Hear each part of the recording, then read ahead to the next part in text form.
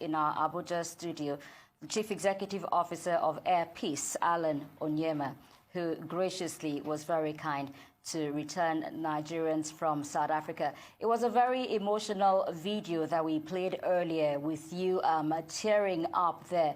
Most noble gesture, I must say. Great service to your country and your countrymen. This is the first of the flights from South Africa to Nigeria. How many more have you scheduled for this process? Well, thank you very much. We are ready to do as many flights as there are Nigerians there willing to come back home. And just to join others who have commended you, to commend you for what you have done so far. But one will be wondering, there's a statement making the rounds, supposedly from you, where you said you have spent or you are putting in 280 million naira into doing this. And I just want to know, do you have expectations from the Nigerian government? I was not forced into doing this. In fact, in the first place, nobody told me to do it. It was my own spontaneous decision because it is in my character to do things like this. It's not the first time I've done things like this for the country. You might remember the Niger Delta during the militancy days, what I did, how I went in there with our guns to arrest the incidents of militancy for and on behalf of my country. So a lot of people always think that I just came from nowhere because of Air Peace. Air Peace is just a small part of me. So I'm not expecting anything from anybody.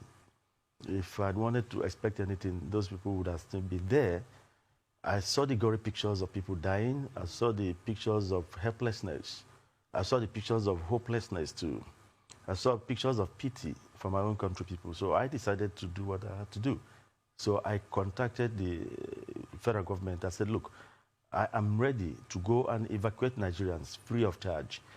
Because when you start talking of money, then you start wasting time. So I needed to save lives. I needed lives of my compatriots to be saved on the immediate. So I told the government that, look, I want evacuation now. I want to get these people evacuated, and I'm going to do it free of charge. As many as there are Nigerians there who are willing to come back, Air Peace is willing to go and bring them back.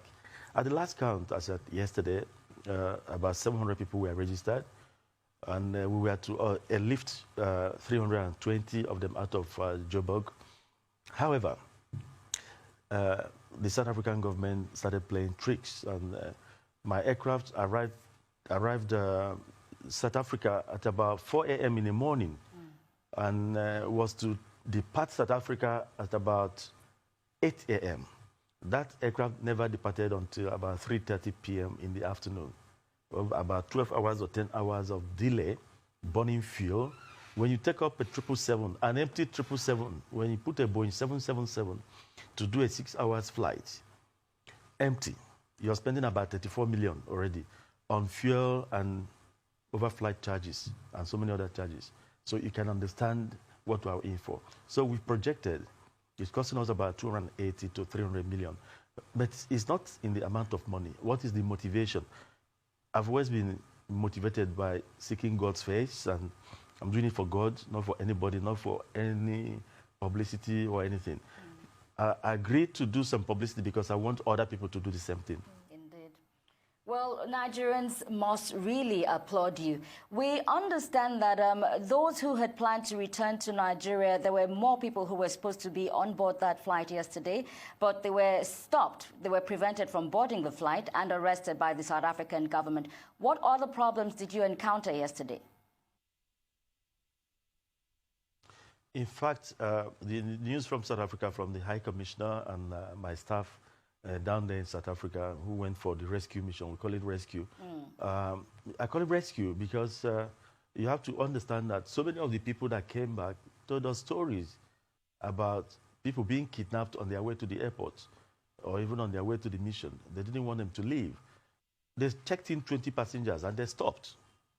They didn't want to check in anybody again, claiming that the system was bad, the system had gone down and all kind of things. You could do manual check-in. They just wanted to frustrate us. They didn't want them to go because of the implications of evacuation. We hit them below belt. And this sends out a signal that you don't toy with Nigeria. That's what I wanted to prove. Yeah. That we may have our differences in this country. We may have the things that tear us apart. But we send a signal out there that we're one nation and nobody can bend our resolve. Nobody can break our resolve when we determine to do something as Nigerians. Indeed. So the other challenges was that they claimed there were no documents, but the High Commission of Nigeria gave them documents. So they had the travel documents. They now said, okay, we would like to know how they even entered our country. For goodness sake, if you get a foreign national, you don't want to be in your country, the next thing you do is deport. And when you're deporting, you're expending your national treasury, deporting the person. Here we were bringing our aircraft free of charge, helping both Nigerians and South Africa to solve their problems. You say our people are criminals. Fine, thank you. We are coming to move them out. So allow us to take them out. So even this night, we are waiting for the Nigerian High Commission. If they call us now, my pilots are ready to go down to Joburg and get rest out. Indeed. Truly, it's outstanding what you're doing, and you're leading light, an example to be emulated. Earlier, you mentioned that you wanted to set an example for others to follow, and I wonder if there's any sort of assistance that will aid this mission or this evacuation that you are embarking on. Would you like to share? Would you like to call on any particular individual organization? What would be that help that would, better help your work? You see, one thing I believe in is that when it comes to evacuating them with what I've got, I don't need anybody. The only thing I need is the assistance, not financial, of the High Commission, for processes, like making sure they have their documents and other things. I'm ready to support the government of the day to do what I'm doing, because don't forget that it's very difficult for any government to just go in there on their own to start doing evacuation because of the implications. So I'm a private person. I decided to do it. I do it because I cannot go to my grave with my wallet. Neither will I go to my grave with the number of houses I have. I can't go to my grave with the size of my bank account. But I can go to my grave peacefully and happily with the kind of legacies I leave behind. So I encourage everybody of means in this country. Let us start thinking of investing here. Let us start thinking of investing here in order to curb some of the things that drove these guys to go to South Africa in the first place. And the only thing I ask of government, I'm not asking government to give me money. I'm not asking anybody to assist us. The only assistance we need is processing them and keeping them for us to come and take. But I only ask civil servants to support indigenous investments wholeheartedly in this country so that processes will move, so that when things like this happen, the private sector, you can't leave everything for the government to do. Indeed. The private sector should be able to do corporate social responsibility. So, but a lot of people don't want to do it because they're being hounded by civil servants. They're not being supported by civil servants. Civil servants should stop seeing us as enemies, but as collaborators to push the country forward. Mr. Onyeama, north, south, east, west, there is no place like home. How would you advise the Nigerian government to reintroduce these returnees back into the society, very briefly? Well, I heard yesterday that the government is making plans to contact the Bank of Industry to get some soft loans for them, and that's very laudable. Thank Mr. President for thinking in that line, because if these people are not reintegrated, they've lost everything they've worked for in South Africa. I saw some people sent their children. They couldn't come with their children, some underage children, because they wanted to see if they could get some of their things out of South Africa. Some lost everything they've worked for in the last 17 years. Many of them actually had wanted to come back to Nigeria in the last 7 years, but they didn't have the wherewithal to even get a flight ticket to bring them home.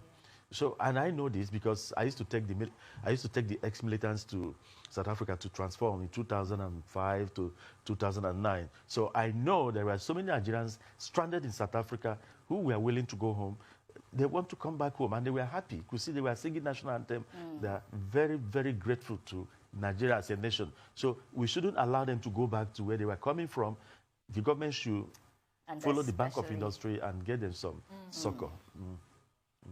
Thank you very much. Chief Executive Officer of Air Peace Nigeria, Mr. Allen Onyema. Thank you so much for being a part of the program. And again, we commend you for what you're doing. Thank you for being with us. Brilliant work. Well, you'll be watching Arise Africa here on the Arise News channel. Please keep it here on the channel from the entire team here in Lagos, as well as our other teams in Abuja, London, and New York. Thanks for watching. I'm Adesua Omorwan. And I am Fadishola Shutingwe. Bye now.